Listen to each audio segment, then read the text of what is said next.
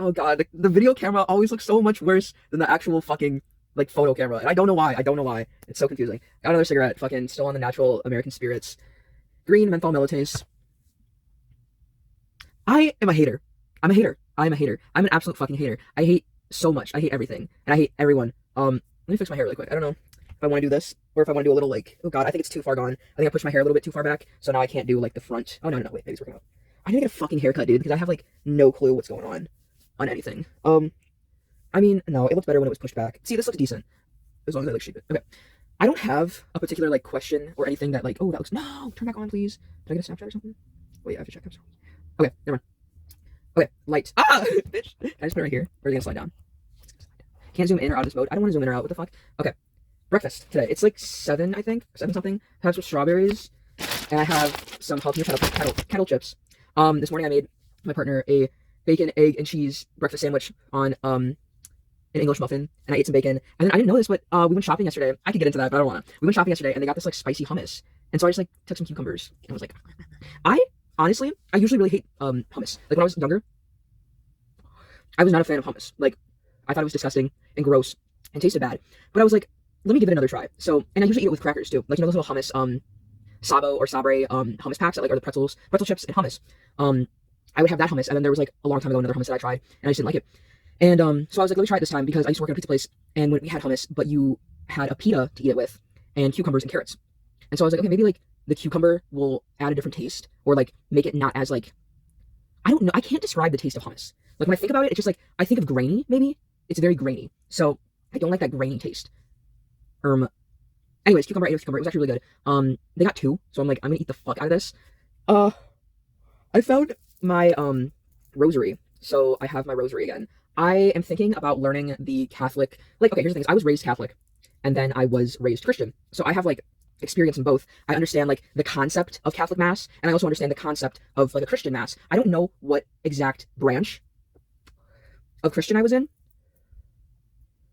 It was like a slight mix of like, it wasn't Methodist, I want to say.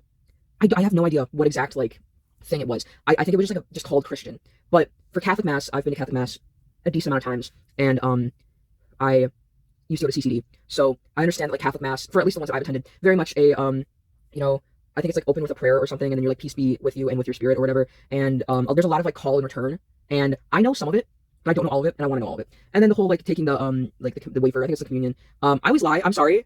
I'm sorry, God. God, if you can hear me, I'm sorry. I do lie and just take the wafer. I have not had my first communion officially, but I do just take the wafer.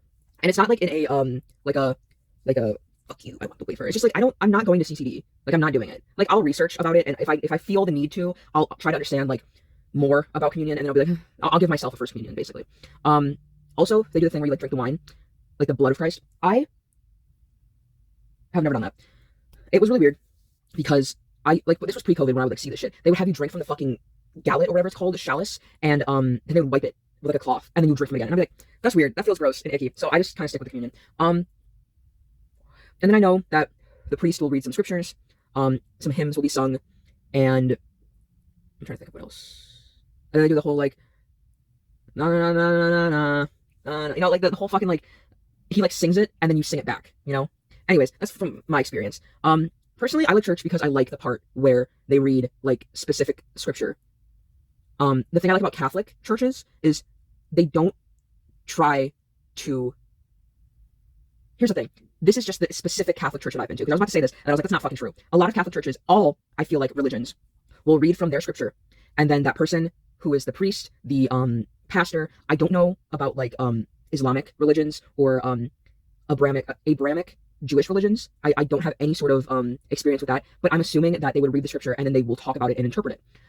I like this church that I don't go to church like this, but when I do, I like how they just kind of read it and then they're just kind of like, okay, because I've been to like Christian churches a lot, and it's very much like the pastor will have the set scriptures that he'll read, and then he interprets them and talks about them and explains them for what they mean. And it's like, I am not big on. It's very, very easy, very, very easy for someone in that position to manipulate and twist words from the Bible. And I don't fuck with that. I want to read the Bible and hear the Bible and interpret it myself. I don't want, you know, like if I'm like confused about something or want a different perspective, I will seek out, you know, what other people think or what, you know, the explanation is. I don't like Christian churches, how they are like or like I guess modern Christian churches, how they will talk about it, and then they'll be like, and this is what he meant. You don't know what he meant. Nobody knows what any of them meant, you know? Especially because it's like, there are lines in the Bible that are very flat out, just like, this is what I mean. But it's very, very weird because there are lines where it's like, I don't know any, but there are, like Leviticus. Let's take Leviticus. Everyone knows Leviticus. I'm pretty sure Leviticus is like the book of like, I want to say rules, basically. Because it's like, you can't wear these types of fabrics. You can't do this. You can't do that. Blah, blah, blah, blah. A lot of Christians are like, we're not going to follow that. But God also did say in this passage that you can't be gay. And it's like, either stick with it or don't. Stick with it or don't. Like, if you're going to be like, okay, well, I know God did say that you can't wear this type of clothing or fabrics, but, oh, my tablet is at 5%. I can't let it die because I don't have the password to reopen it up.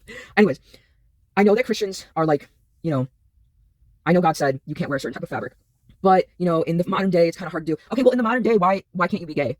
Why can't you be gay? Because there's no fucking way that there were not gay people way back in BC and when Jesus was around. Well, yeah, before Jesus and after and during Jesus. There was no fucking way there was no gay people. Because biologically, if you think about it, biologically or whatever, I'm not a fucking scientist. I'm not a biologist. I'm not a fucking whatever. But this is just what I know from my internet. There are animals and mammals and reptiles and all types of species that are living that have evidence and have history of there being a case of them being gay. Like two males fucking mating or whatever, or being partners. Two females. Like I don't like, there's no fucking way that, you know, we've gone all these years, like up until, I don't know when being gay started, like, not, like first started making an appearance. I want to say when it started becoming controversial, I feel like, so like 1900s, 20s, 30s, 40s, I feel like it started creeping up and people were like, you're fucking wrong, you're fucking bad, you're fucking disgusting. And then slowly, you know, 50s, 60s, 70s, 80s, I know it's like a big fucking gap, or not gap, big fucking like timeline, but it's like, there's no way that it just started out of nowhere. I think it's the same thing for being transgender, you know?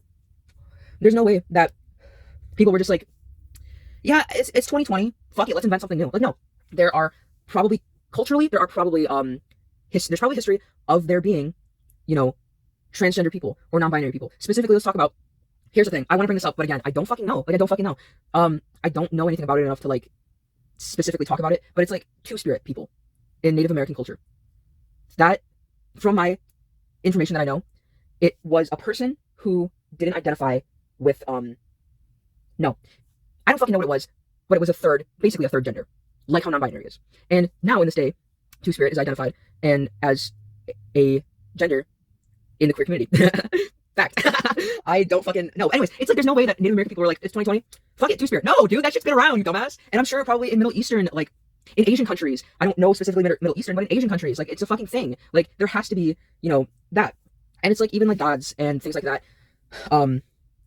There's no way that in all religions and stuff like that, like, I'm thinking of like, it's not Buddhism gods, but it's like some form of Middle Eastern gods and goddesses. There's no way that they were like, that is a woman, that is a man. Because like, what's the fucking lady, bruh, literally contradictory. What's the fucking person that has like the, it's like the elephant head and has all the arms and stuff like that? I don't know the name of that. You're gonna look me in the eye and be like, that is a woman. They have a fucking elephant head.